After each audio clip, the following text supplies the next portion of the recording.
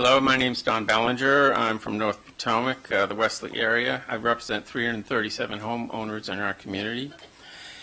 As background, our neighborhood is targeted as ground zero. We have buried utilities, pristine neighborhood.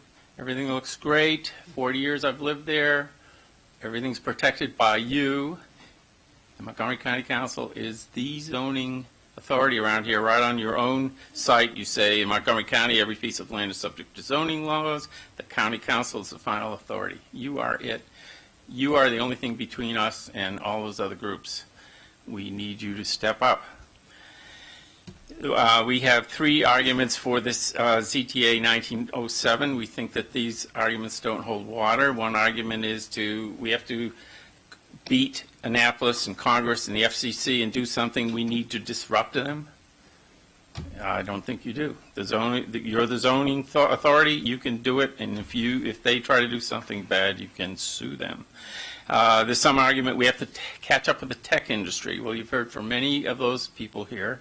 They all have different points of view, and trying to catch up with them is like trying to catch up with the publishing industry. It's all over the place.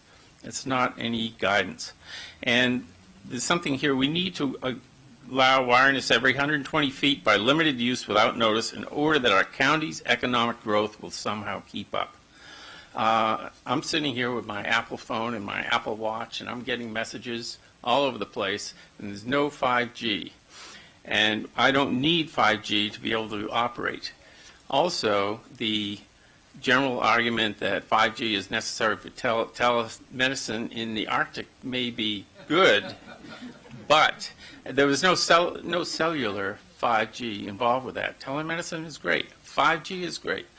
We have in our neighborhood Verizon cable and Comcast cable. Everything works. We don't need 5G cable. The 5G towers would be every other house in our neighborhood. We have lawns, and now we're going to have in front of every other house with a 60-foot setback and 50-foot lot widths. That means every other house is going to have a brand new tower in front of it. It's not just on existing street towers. You need more more. So I would submit to you that smart cities are not our problem. Our problem is the health of our kids. You've had several stories where people put up wireless in their house and their brains fry. And you may not like to hear it, but these are people who went to doctors, and that's the story. So I'm sorry, speaking number 33 here, you've heard a lot of this before, and I applaud a lot of people that have been telling you it. Thank you so much. Cynthia Ervil? Cynthia? Yes, can you press the button at the base of the microphone? There you go. 3 minutes. We're here in the backyard of Rachel Carlson, and we should be able to enjoy our front yards and backyards as well. We heard from Verizon and from AT&T representatives, but they are not the line persons who go out in the storms and hang over the poles attempting to fix them and going up and down. These line persons may be pregnant or may wish to just protect their fertility. As we have this smart Internet of Things, many people will be required to support their family by working in areas where they are exposed to 5G. And they may have no choice about it. But when they go home, they should be able to pursue life and liberty and their own backyard and health as they see it. Our recently enacted equity principle demands that we prepare and hire competent counsel should the telecom Goliaths take us to court for staying with our protective zoning. In the T&E committee, Councilman Reamer respects the bicycling Dutch and Belgians, but does not seem to notice that these smart groups have proactively halted 5G for safety reasons. That's my time. I want it back.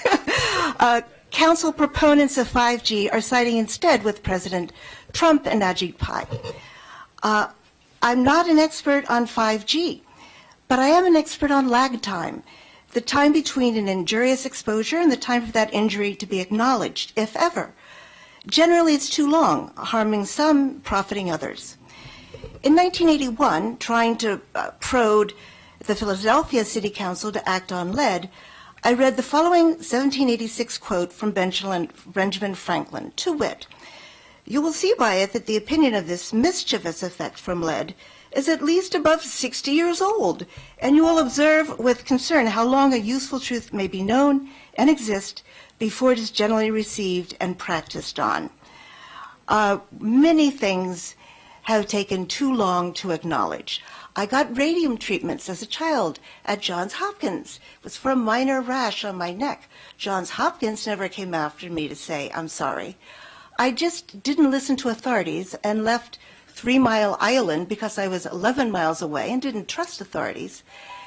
Spent my time at the NIH where I ran into a brochure that says, "Did you get radium treatments?" Thank you, Ms. Ervil. We'll consider the rest of your testimony. Thank you.